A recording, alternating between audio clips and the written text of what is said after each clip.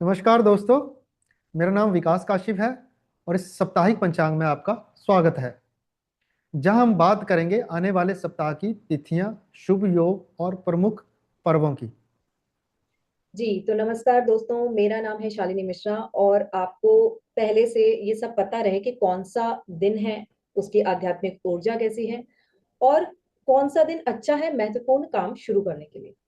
तो इस सप्ताह की तिथियों की बात करते हैं तो ये सप्ताह 27 अप्रैल सोमवार को एकादशी तिथि के साथ शुरू होगा और 3 मई रविवार को द्वितीय तिथि के साथ समाप्त होगा। मतलब जो सप्ताह की शुरुआत होगी वो एकादशी से होगी और जो सप्ताह समाप्त होगा वो द्वितीय तिथि के साथ होगा। यानी यह सप्ताह आध्यात्मिक दृष्टि से भी काफी महत्वपूर्ण और ऊर्जावान रहने वाला है। जी तो इस सप्ताह के विशेष योग हैं सर्वार्थ सिद्धि योग। और ये जो सर्वार्थ सिद्धि योग है वो आपका 29 अप्रैल को सूर्योदय से रात के 12:17 तक रहेगा। इस समय में नया कार्य शुरू करना, महत्वपूर्ण निर्णय लेना और कोई शुभ योजना बनाना बहुत ही अच्छा माना जाता है। कहते हैं कि सर्वार सिद्धि योग में जो भी कार्य करें वो सिद्ध होते ही हैं। जी तो अगला है रवि योग। और रवि योग आपका 29 अप्रैल को रात के 12:17 से शुरू होगा, जो कि 30 अप्रैल को रात के 2:17 तक रहेगा। रवि योग को अक्सर नकारात्मक प्रभावों को कम करने वाला योग माना जाता है। जी तो मतलब अगर कोई काम अटक रहा हो या इस योग में कोशिश अगर आप करते हैं तो वो काम आपका बिल्कुल बन सकता है। इस सप्ताह में एक और विशेष योग बन रहा है जिसे हम कहते हैं त्रिपुष्कर योग। ठीक है। तो इस बार जो त्रिपुष्कर योग है वो 28 अप्रैल को सूर्योदय से शुरू होगा और शाम के 6:52 तक रहेगा। दूसरा जो योग है वो बनेगा 2 मई को रात के 2:51 पे, और जो 3 मई की सुबह 7:10 तक चलेगा। कहा जाता है कि इस समय पे किया गया कोई भी कार्य 3 गुना फल देने की क्षमता रखता है। जी तो बस ये आपको ध्यान रखना है कि त्रिपुष्कर का मतलब है कोई भी काम का 3 गुना फल देना, यानी कि काम अच्छा हो तो ही अच्छा फल मिलेगा। तो इस बात का ध्यान रखना जरूरी है। अब बात करते हैं प्रमुख तिथि, व्रत और त्योहार के बारे में। 27 अप्रैल को मोहिनी एकादशी व्रत है। मान्यता है कि इस व्रत को करने से मन की शुद्धि और पॉजिटिव एनर्जी बढ़ती है। और भगवान विष्णु के मोहिनी अवतार की स्मृति में इस व्रत को रखा जाता है। 29 अप्रैल को है प्रदोष व्रत।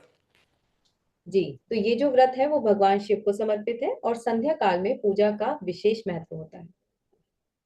30 अप्रैल को श्री नरसिंह जयंती है। भगवान विष्णु का यह अवतार धर्म की रक्षा और अधर्म के विनाश का प्रतीक है। जी तो 30 अप्रैल को एक गोचर होना जा रहा है, यानी कि बुध जो मरकरी है उनका गोचर मेष राशि में होने जा रहा है। तो इस दिन एक इस ग्रह परिवर्तन से क्या क्या प्रभाव हर राशि पे पड़ेंगे उसको हम देखते हैं। 30 अप्रैल सुबह 6:52 पर बुध ग्रह जो हैं वो मेष राशि में गोचर करेंगे। बुध ग्रह जो होते हैं वो ज्योतिष में बुद्धि, संवाद, व्यापार, गणना, शिक्षा और तर्क का कारक माना जाता है। इसलिए जब बुध अपनी राशि बदलते हैं तो इसका असर हमारे सोचने के तरीके और निर्णय लेने की क्षमता पर भी पड़ता है। तो चलिए देखते हैं चंद्र राशि के अनुसार यह गोचर किस भाव में होगा और क्या संदेश दे सकता है। मेष राशि वालों के लिए बुध जो है वो पहले भाव में ही गोचर करेंगे। इस समय आपकी बात करने की क्षमता, आत्मविश्वास और निर्णय लेने की शक्ति बढ़ सकती है। नई योजनाएं बनाने और अपने विचार लोगों तक पहुंचाने के लिए बहुत ही अच्छे समय रहेगा। आगे हम बात करेंगे वृषभ राशि वालों के लिए ये गोचर क्या प्रभाव डालेगा। वृषभ राशि वालों को ये गोचर 12वें भाव में होगा। तो इस समय खर्चों पर नियंत्रण रखना जरूरी है। साथ ही विदेश यात्रा, रिसर्च से जुड़े काम भी सक्रिय हो सकते हैं। मिथुन राशि वालों के लिए बुध जो है वो 11वें भाव में गोचर करेंगे। इस समय इनकम, नेटवर्क और नई अपॉर्चुनिटी के लिए बहुत ही अच्छा समय होने वाला है। फ्रेंड्स और आपके कॉन्टैक्ट्स बढ़ मित्रों और संपर्कों से लाभ के संकेत मिल सकते हैं। कर्क राशि वालों को ये गोचर 10वें भाव में होगा। जी, तो करियर और कार्यक्षेत्र में नई जिम्मेदारियां, नए विचार सामने आ सकते हैं। कार्यस्थल पर आपकी बातों को महत्व मिल सकता है। सिंह राशि वालों के लिए ये जो गोचर है बुध का, वो 9वें भाव में होगा। इस समय भाग्य, शिक्षा, यात्रा और आध्यात्मिक विषयों में रुचि बढ़ सकती है। नई सीख या नए मार्गदर्शन के अवसर मिल सकते हैं। कन्या राशि वालों को ये गोचर 8वें भाव में होगा। ये जो समय है वो थोड़ा गहराई से सोचने और शोध करने का हो सकता है। पैसों से रिलेटेड मामलों में, यानी कि वित्तीय मामलों में सावधानी रखना भी बेहतर रहेगा। तुला राशि वालों के लिए बुध जो है वो 7वें भाव में गोचर करेंगे। इस समय साझेदारी, रिश्तों और समझौतों से जुड़े विषय सक्रिय हो सकते हैं। संवाद बेहतर रखने से रिश्तों में बैलेंस बना रहेगा। वृश्चिक राशि वालों को ये गोचर जो है वो 6ठे भाव में होगा। कामकाज, प्रतियोगिता, दिनचर्या में व्यस्तता बढ़ सकती है। संगठन और योजना से काम करने पर अच्छे परिणाम भी मिल सकते हैं। धनु राशि वालों के लिए ये जो गोचर है बुध का, वो 5वें भाव में होगा। यह समय रचनात्मक शिक्षा और नई योजनाओं के लिए अच्छा हो सकता है। छात्रों के लिए यह अवधि विशेष रूप से बहुत उपयोगी हो सकती है। मकर राशि वालों को ये गोचर 4थे भाव में होगा।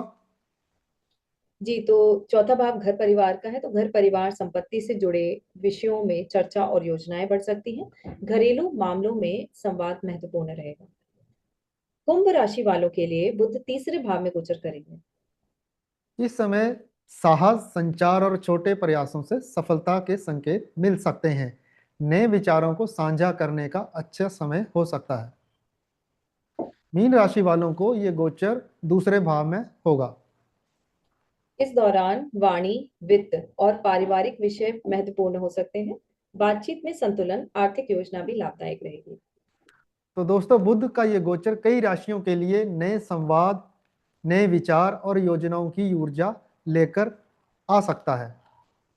बस ध्यान रखें, बुद्धि का सही उपयोग ही बुध ग्रह की कहलाती। 1 मई को बुद्ध पूर्णिमा। 1 मई को श्री बुद्ध जयंती है, जिसे बुद्ध पूर्णिमा के रूप में भी मनाया जाता है। भगवान बुद्ध का संदेश बहुत ही सरल है। मध्यम मार्ग, करुणा और जागरूकता। आज की तेज जीवन शैली में उनकी शिक्षा पहले से भी अधिक प्रासंगिक लगती है। तो आज का ये जो अभी का ये जो सप्ताह है, इसमें सारा व्रत, आध्यात्मिकता और शुभ योग हमने देखे, और इन सबसे ये पूरा भरपूर भी है। साथ ही गोचर जो बुध का होने जा रहा है वो भी बहुत महत्वपूर्ण है। हम फिर मिलेंगे अगले सप्ताह एक नए पंचांग, नई जानकारी के साथ। तब तक आप इस चैनल को सब्सक्राइब करें और उन सभी लोगों से शेयर करें जिनके लिए जानकारी बहुत काम आ सकती है। उनके रोज के छोटी छोटी चीजों में ये सारे योग बहुत महत्वपूर्ण हो सकते हैं। तो अपने दोस्तों के साथ, रिश्तेदारों के साथ, अपने बच्चों के साथ, अपने माता पिता के साथ ये शेयर जरूर करें, क्योंकि हमें नहीं पता, हमारा एक शेयर करने से पता नहीं किसी का काम जो नहीं बन सकता था वो भी बन जाए इस योग में करने से। तब तक खुश रहिए, जागरूक रहिए और पंचांग के साथ सही समय को पहचानिए। धन्यवाद। धन्यवाद।